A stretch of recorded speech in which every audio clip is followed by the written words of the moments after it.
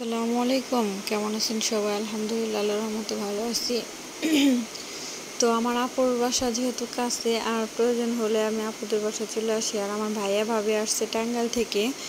আমার ভাই হচ্ছে রাঙামাটি একটা হাই স্কুলে জব করে, হাই স্কুলের টিচার। তো ভাইয়া ভাবি হচ্ছে চলে যাবে রাঙামাটি আপুদের বাসায়, এখানে দুদিন থাকবে, থেকে তারপর রাঙামাটি চলে যাবে। আর এটা সব সময় করে, আসার সময় এদিক দিয়ে আসে, আবার যাওয়ার সময় এদিক দিয়ে যায়। আপুদের বাসায় দুদিন রেস্ট নেয়, তারপর হচ্ছে রাঙামাটি চলে যায়। তো আমাকে ফোন দিয়েছে ভাইয়া যাওয়ার জন্য, আমি তো যেতে পারি নাই, তবে আজকে চলে আসছি অলরেডি। তো এসে দেখি সকালবেলায় আপু এই যে মজার হচ্ছে আমার ছোট মাছ রান্না করছে আমার জন্য। আর আমি এসেই হচ্ছে খেতে বসে পড়লাম, কারণ এত মজার তরকারি দেখে মানে না খেয়ে থাকা যায় নাকি। তো অলরেডি আমি খেতে বসে গেছি। আর আপুকে বললাম, আপু আমি খেয়ে নিলাম। আপু বললো, হ্যাঁ খাও, তোমার জন্যই তো আমি সব তরকারি রান্না করেছি, তুমি আসবা সেজন্য। আর এদিকে হচ্ছে দুপুরের আয়োজন চলতেছিল। তো আমার ভাবি হচ্ছে বিরিয়ানি অনেক পছন্দ করে। আপুকে বলছিল যে আপু আমার জন্য আজকে বিরিয়ানি রান্না করেন। তো আপু দেরি না করে হচ্ছে, আপু হচ্ছে সবার বড়, তাই সবার আবদারি পূরণ করে। আমি, আমার ভাই আর আমার আপু, আমরা 3 ভাই বোন। আর আমার আপু আমাদের ছোট 2 ভাই বোনকে অনেক বেশি আদর করে, অনেক বেশি ভালোবাসে। আমরা যে আবদারি করি না কেন সব রাখার চেষ্টা করে। তো বড় বোনেরা মনে হয় এরকমই হয়, আমি সবাই কেমন হয় জানি না, তবে আমার বড় আপু অনেক ভালো। আমরা যা চাই আমার বড় আপু দেওয়ার চেষ্টা করে, আসলে নিজে না খেয়ে আমাদের খাওয়ানোর চেষ্টা করে।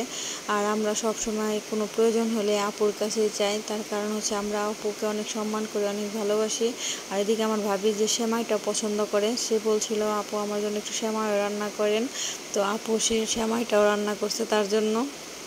এদিকে হচ্ছে বিরিয়ানিটা অলরেডি হয়ে এসেছে, আর আমি সালাডটা কেটে নিয়েছি।